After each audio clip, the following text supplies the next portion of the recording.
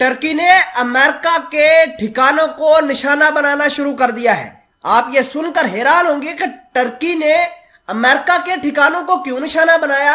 तो उसकी वजह यह थी कि अमेरिका ने बहुत सारे कुर्दों को अपने फौजी अड्डों के अंदर बुला के वहां पर ट्रेनिंग दी जा रही थी। अब जो टर्की वाले थे उन्होंने एयर स्ट्राइक्स की है, जिसके नतीजे में कमोपेश 79 लोग मारे गए हैं।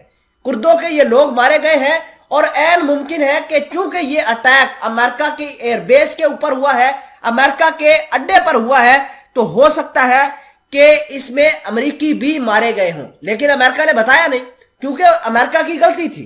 आप इस खबर का सबसे पहले प्रूफ देखिए, जिसके अंदर लिखा है कि Turkish warplane attacks US centre for training Kurd fighters.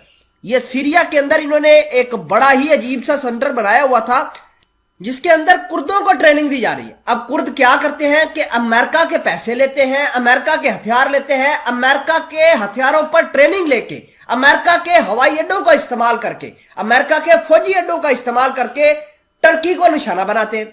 13 नवंबर को अटैक हुआ था और इस्तांबुल के अंदर 2 बड़े अटैक हुए थे, जिसकी वजह से बहुत सारे लोग मारे भी गए और ज्यादा इकोनॉमी जो इकट्ठी होती है, ज्यादा इकोनॉमी जो टर्की की है वो टूरिज्म पर है। अब जहां पर धमाके होंगे उस मुल्क का कोई क्या रुख करेगा।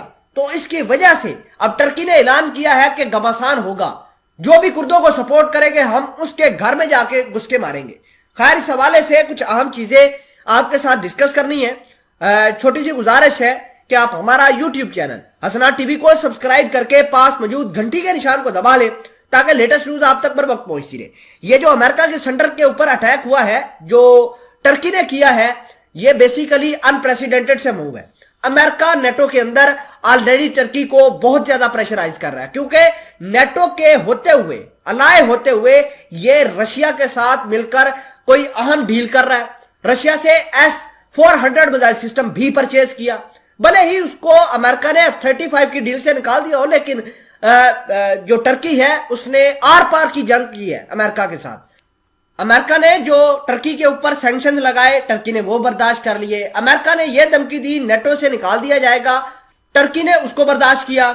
यूक्रेन की जंग हुई, फिर भी जो टर्की के सदर है वो सदर व्लादिमीर पुतिन के साथ मिलते रहे।